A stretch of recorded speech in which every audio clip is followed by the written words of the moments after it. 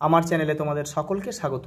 আজ আমরা class 6-এর Ryan Martin প্রশ্নবিচিত্রা থেকে ভূগোলের তৃতীয় পর্যায়ক্রমিক মূল্যায়নের চতুর্থ স্কুল সলভ করব।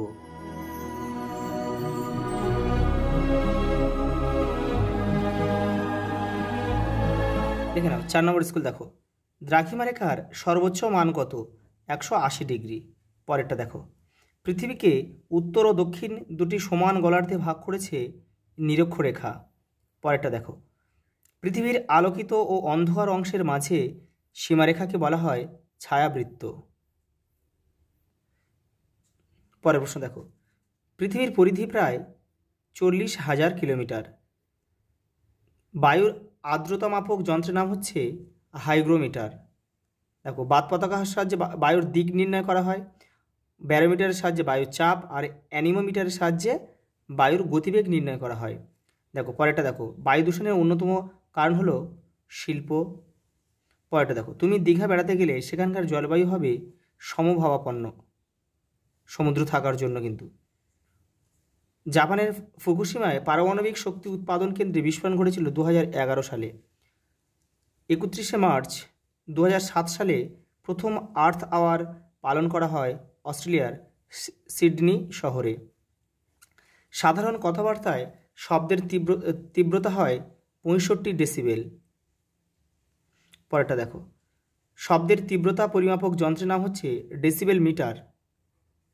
পরেরটা দেখো, ভারতের প্রায় 65% মানুষ কৃষিকাজের সঙ্গে যুক্ত। ভারতের কৃষিকাজ অধিকাংশই বা অনেকাংশেই মৌসুমি বৃষ্টিপাত এর উপর নির্ভরশীল। পরেরটা দেখো, বলছে সাঁওতাল সম্প্রদায় দেখা যায় কোথায়? পশ্চিমবঙ্গ। মহাবীর জয়ন্তী জৈন সম্প্রদায়ের উৎসব। জনসংখ্যা মানচিত্র বিষয়ভিত্তিক মানচিত্রের উদাহরণ। পৃথিবীর প্রাচীনতম মানচিত্রটি আবিষ্কৃত হয়েছে ব্যাবিলনে। পরেরটা দেখো, মানচিত্রে কৃষিজমি বোঝাতে হলুদ রং ব্যবহার করা হয়। শূন্যস্থান পূরণ করো। বলছে পূর্ব দ্রাঘিমার স্থানীয় সময় হলো ভারতের প্রমাণ সময় 82 ডিগ্রি 30 মিনিট পূর্ব। সূর্যাস্তের পর সন্ধ্যার আগের সময়কে গোধূলি বলে। পরেরটা দেখো, জলীয় বাষ্প ঠান্ডা হয়ে ছোট ছোট জলকণায় পরিণত হওয়ার প্রক্রিয়াকে ঘনীভবন বলা হয়। পরেরটা দেখো, স্তম্ভ দিয়েছে। দেখো, ওজোন স্তরের ক্ষয়।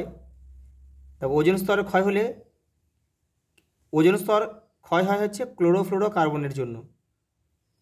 দেখো, মার্বেল পাথরের সৌধ ক্ষয় হয় অ্যাসিড বৃষ্টির কারণে। আর গ্রিনহাউস গ্যাস হচ্ছে বিশ্ব উষ্ণায়ন। পরেরটা দেখো, শুদ্ধ অশুদ্ধ দিয়েছে। দেখো, কোনো স্থানের শীতলতম ও উষ্ণতম মাসের তাপমাত্রার পার্থক্যকে গড় বার্ষিক উষ্ণতার প্রসার বলে। এটা সত্য বা শুদ্ধ লিখতে হবে। পরেরটা দেখো,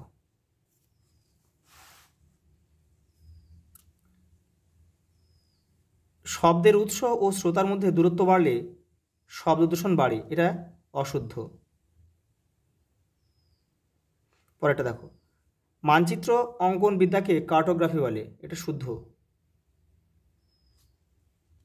পরের প্রশ্ন দেখো, ভারতের দ্বিতীয় বৃহত্তম আদিবাসী গোষ্ঠীর নাম কি হলো? ভিল। আর তাহলে প্রথম হচ্ছে গোন্ড। এটা কিন্তু প্রথম। পরেরটা দেখো, কয়াল দেখা যায় ভারতের কোন উপকূলে? মালাবার উপকূলে। মালাবার উপকূল আরব সাগরের তীরে কেরলের যে উপকূলটা সেটা হচ্ছে মালাবার উপকূল। দেখো, লেহ শহর কোন নদীর তীরে অবস্থিত? সিন্ধু। পরের প্রশ্ন দেখো, টোডা উপজাতি ভারতের কোন রাজ্যে বসবাস করে? এদের প্রধান জীবিকা কি? এরা হচ্ছে তামিলনাড়ুতে বসবাস করে। তামিলনাড়ু। এদের প্রধান জীবিকা হচ্ছে পশুপালন। পরেরটা দেখো, তোমাদের বাড়ির আশেপাশে শব্দ দূষণের দুটি উৎসের নাম লেখো। বাজার এটা তোমরা নিজেরা করবে। গাড়ির হর্ন। পরের প্রশ্ন দেখো, ভারতকে নদীমাতৃক দেশ বলা হয় কেন? দেখে নাও। এই দেখো, ভারত নদীমাতৃক দেশ, এখান থেকে এটা পুরোটা লিখবে। পরের প্রশ্ন দেখো, অরণ্য সংরক্ষণের দুটি ব্যবস্থা লেখো। দেখো, এই যে দেখো, অরণ্য সংরক্ষণ, এখান থেকে তোমরা তিনটে লিখবে। এখান থেকে এক 2 3 এই তিনটে লিখলে হয়ে যাবে। পরের প্রশ্ন, অ্যালবেডো কি? দেখো, তোমাদের টেক্সটের 46 নম্বর পেজে উত্তরটা রয়েছে। এই যে দেখো, এখান থেকে এই পর্যন্ত পুরোটা লিখতে হবে কিন্তু।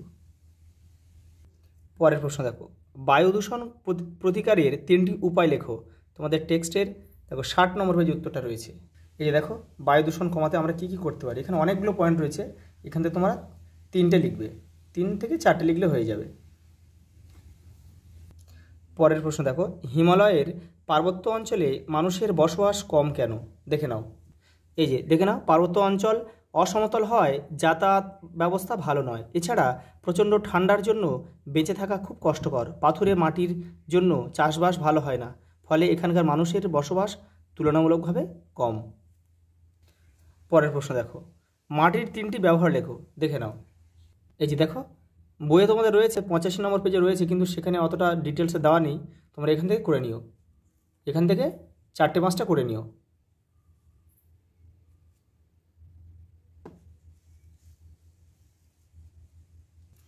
পরেরটা দেখো, বায়ু দূষণের কারণগুলি ব্যাখ্যা করো। দেখে নাও, তোমাদের টেক্সটের 57 নম্বর পেজ দেখো। এই যে দেখো, বায়ু দূষণের কারণ, এই যে এখানে একটা রয়েছে, অনেকগুলো কারণ রয়েছে, তোমরা এখান থেকে লিখে নেবে। এই যে পরের প্রশ্ন দেখো, শব্দ দূষণ নিয়ন্ত্রণের উপায়গুলি লেখো। এই যে দেখে নাও, শব্দ দূষণ নিয়ন্ত্রণ, এখানে অনেকগুলো রয়েছে, এখান থেকে তোমরা 4টে-5টা করে নেবে। পরের প্রশ্ন দেখো, গম চাষের জন্য কী ধরনের জলবায়ু ও মৃত্তিকা প্রয়োজন? ভারতের 2টি গম উৎপাদক রাজ্যের নাম লেখো। দেখো, রাজ্য দুটো নাম দেখে নাও। উত্তরপ্রদেশ, পাঞ্জাব, হরিয়ানা। এখানে প্রচুর পরিমাণে কিন্তু গম উৎপন্ন হয়। আর এই জলবায়ু আর মৃত্তিকাটা দেখে নাও। এই যে দেখো, এই গম আর এই যে জলবায়ু মানে কিন্তু উষ্ণতা আর বৃষ্টিপাত দুটো একসঙ্গে করতে হবে। দেখো, এটা 15 থেকে 20 ডিগ্রি সেলসিয়াস হচ্ছে উষ্ণতা লাগে, 50 থেকে 100 হচ্ছে বৃষ্টিপাত লাগে, সেমি আর কি। আর এই যে মাটি, উন্নত জল নিকাশি ব্যবস্থা সহ চুনযুক্ত দোআঁশ মাটি। আর দেখো, রাজ্যগুলোর নাম এখানে দেওয়াও রয়েছে। এই দেখো, উত্তরপ্রদেশ, হরিয়ানা, বিহার, পাঞ্জাব, উড়িষ্যা, রাজস্থান, এগুলো করতে হবে।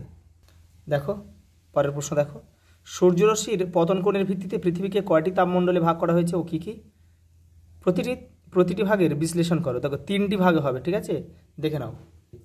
দেখো, পৃথিবীর তাপমণ্ডল 3টি ভাগ, উষ্ণমণ্ডল, নাতিশীতোষ্ণমণ্ডল আর হিমমণ্ডল। এটা কিন্তু পুরোটা লিখতে হবে তোমাদেরকে।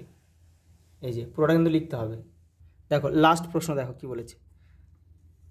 এখানে ম্যাপ পয়েন্টিং দিয়েছে। দেখো, এই দেখো, বলেছে উপযুক্ত প্রতীক ও নামসহ চিহ্নিত করে মানচিত্রটি উত্তরপত্রের সঙ্গে জুড়ে দাও। দেখে নাও কী কী করতে বলেছে। দেখো, ভারতের বৃহত্তম শহর মুম্বাই, ভারতের পশ্চিমে মরু অঞ্চল, ভারতের উচ্চতম পর্বতশৃঙ্গ কেটু, আর খাম্বাত উপসাগর আর চিল্কার হ্রদ, এই 5টা করতে দিয়েছে। দেখে নাও। এই দেখো, এই 4 নম্বর স্কুল তোমাদের পেজ 313। প্রথমে কিন্তু তোমরা এখানে যে নাম, ক্লাস, সেকশান আর রোল নাম্বারটা লিখে নেবে। আমি কিন্তু পেন দিয়ে করেছি, শুধু ভিডিওটা করার জন্য, ভালোভাবে করার জন্য, তোমাদের ভালোভাবে বোঝার জন্য কিন্তু আমি পেন দিয়ে করেছি, কিন্তু তোমরা কিন্তু এটা অবশ্যই পেন্সিল দিয়ে করবে। দেখে নাও।